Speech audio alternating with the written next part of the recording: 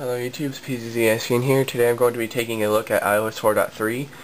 This is going to be my feature rundown video. We're going to look at least as many features as I can demonstrate, because most of the features in this new software update are features that I am not going to be able to take advantage of because maybe I don't own the proper bits of hardware and such. So anyway, without further ado, let's go ahead and get into it. There are quite a few new little things going on. I've got all of the new features listed on this second gen iPod Touch, which is completely washed out to you.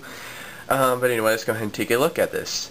So the first new feature is something that is only available on the iPhone 4, and that is Personal Hotspot. You can share iPhone 4 cellular data connection with up to 5 devices, combination of up to 3 Wi-Fi, 3 Bluetooth, and 1 USB. So basically, internet tethering. So that's pretty cool. But again, you have to have the iPhone 4 for that. So that's an iPhone 4 only feature. Okay. Next up we have iTunes Home Sharing. You can play music, movies, and TV shows from a shared iTunes library on a Mac or PC. It requires iTunes 10.2. This is something that I can show you, but I'm not going to show it in this time. I might do it. If I remember to, I'll probably do that in its own separate video, because I still have iTunes 10.1 and I don't really feel like upgrading it right now. Excuse me. Next thing is new AirPlay features. This does require you to have an Apple TV, by the way, which I don't have, and I'm not really that interested in getting one, but maybe I'll get one day, but I don't know.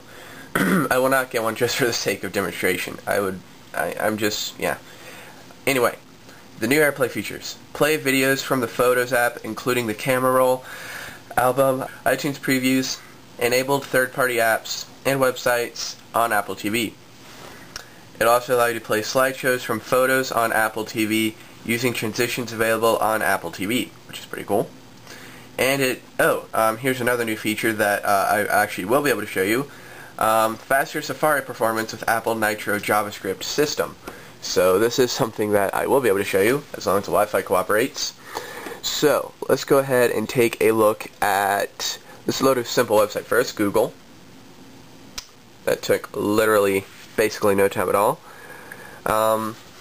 Let's take a look at slightly more complicated website. How about Apple? The iPod Touch's website here. So there we are. There's that. Alrighty.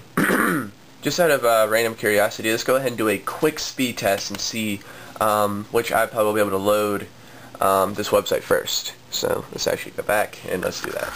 Well, actually, let me just show you that I will be clearing the history of cookies and cache. So let's go into Safari, clear history, clear cookies, and clear cache.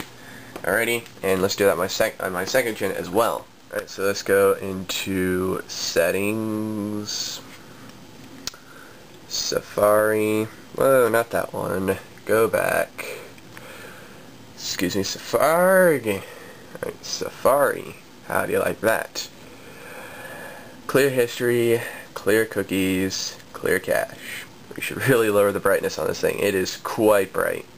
It's blinding the crap out of the camera. There we are. Alrighty, so let's go ahead and load Safari on each. Alrighty, let's go to Apple. See if we can do this.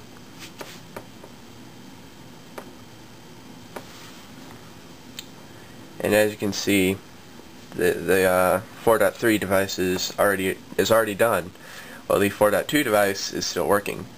Now, I know that this one is an older generation iPod Touch, so this might not be the most fair test in the world. I have noticed that the iPod Touch 4th generation can just load websites, seem to render websites faster anyway, even when it was on 4.2, but still, it kind of gives you an idea, I guess. Personally, I don't really know if this is absolutely like a huge deal. But I do have to say that it does work very well for what it is, and the second generation iPod Touch seems to be stuck.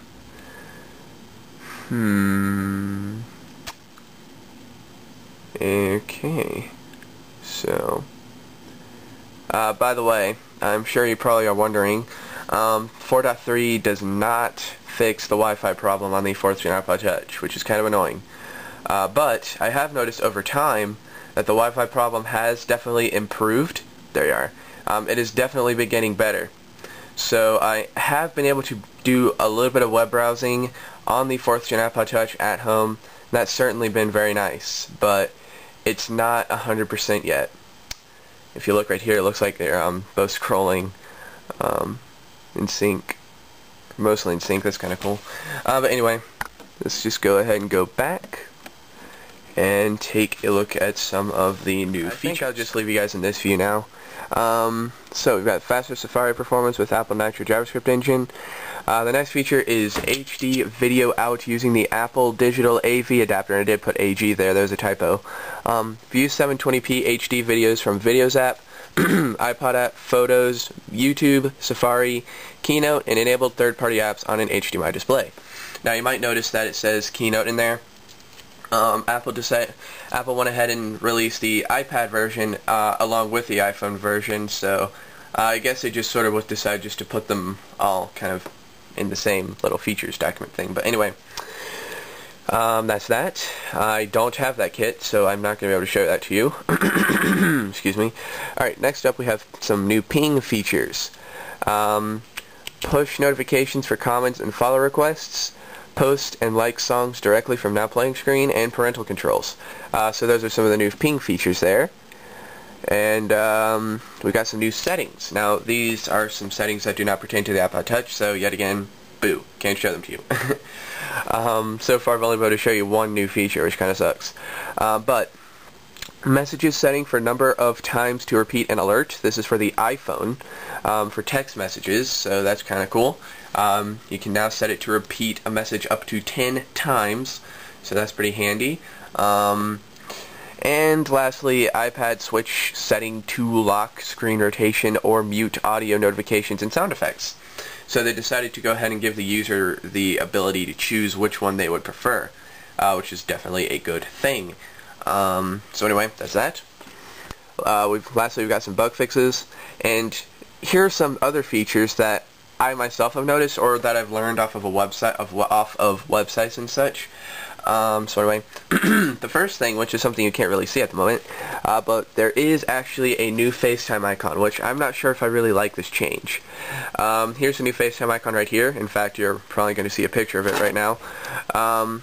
Really, I don't know if I like this change that much. I really did like the green one a lot. I thought the green one looked really nice, but I think this one is starting to grow on me. I just for some reason really like the green one. I don't know why.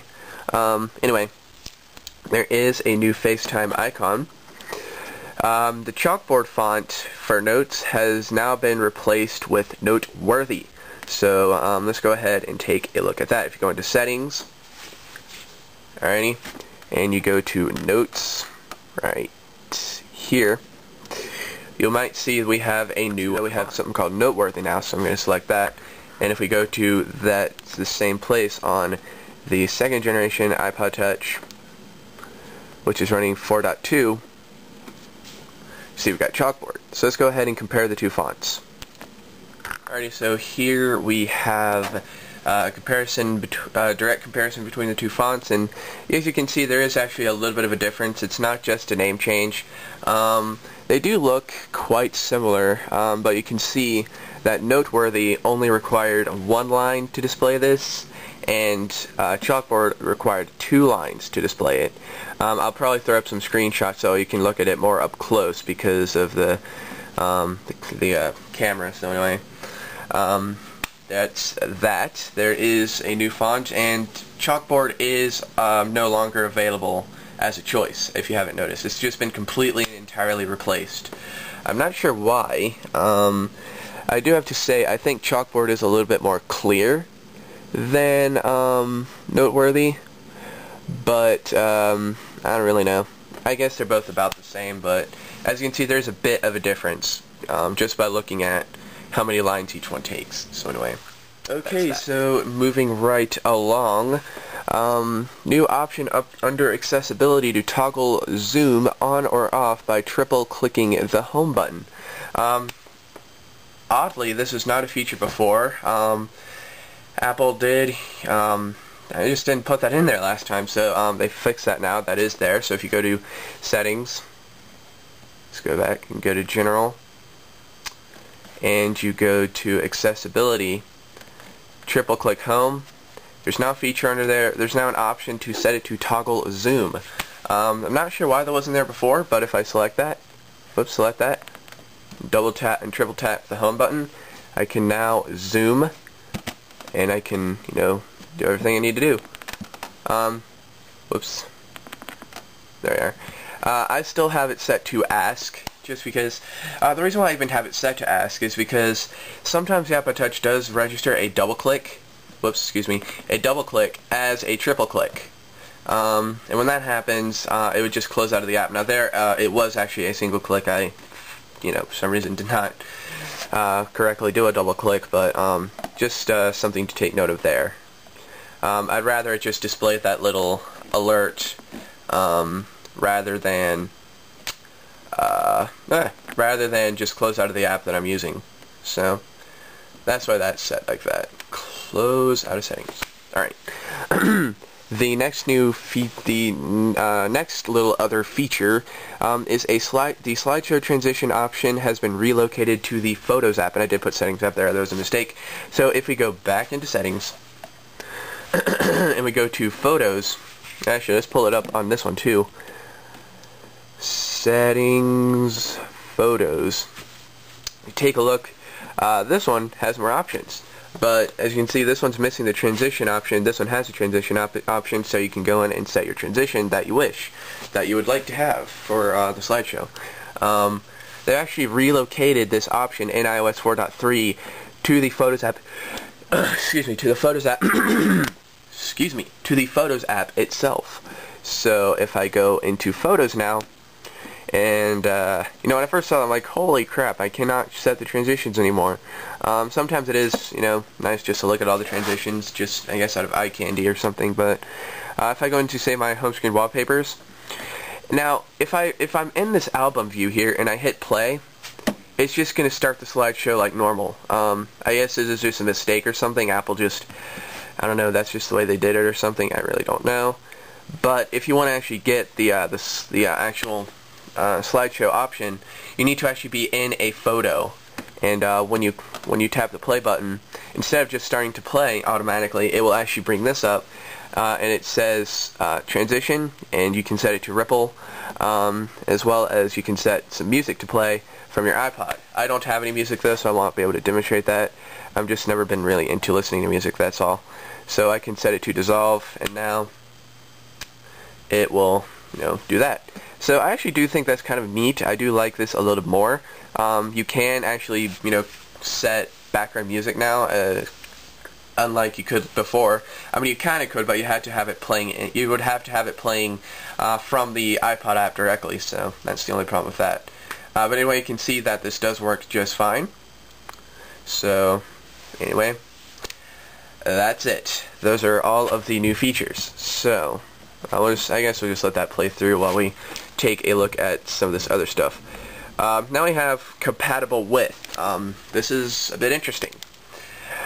This new software update is compatible with the iPhone 4 GSM model. So apparently GSM model is AT&T. I thought GSM model was Verizon, but I don't know. I'm not super duper huge, and I'm not super knowledgeable on my different cellular network names and such, so anyway. But apparently you Verizon iPhone owners will not be able to upgrade to this. I don't know why. But they do specifically say GSM model, so I don't know, guys. And then there's the iPhone 3GS, and then there's the iPad first generation, as well as the iPad second generation, which is coming out today, which is exciting. And then there's the iPod Touch 4th generation and the iPod Touch 3rd generation. So nowhere in there does it mention iPhone 3G and iPod Touch 2nd generation.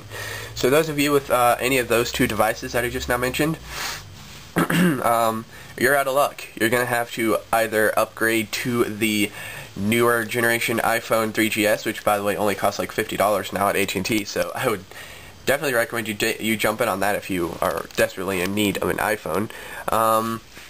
Or you should upgrade to the 4th gen iPod Touch if you want this software update. But And you know, this also brings me to another point I want to make. This is one software update that I would say you don't really have to upgrade to it.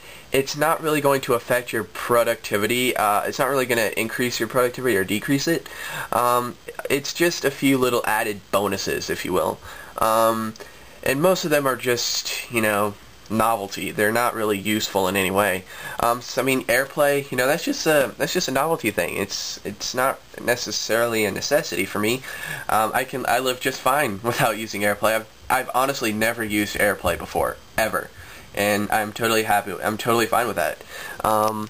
So the only real thing you're going to be getting that will probably increase your productivity a little bit is the new Safari improvements. The excuse me, the performance boost in Safari will probably be the biggest, will probably be the most useful little feature there. So I'd say you're not missing out on a whole lot, but you know, iOS 5.0 is apparently going to be announced in April, and if you want to jump in on that, you are going to want to make sure you upgrade to the newer hardware.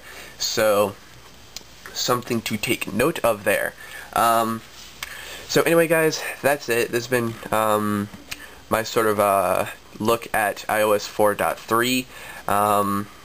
Hope you enjoyed it. Thanks for watching. I'll see you in my next video. Adios. That was not the best outro I've ever done, but anyway, thanks for watching.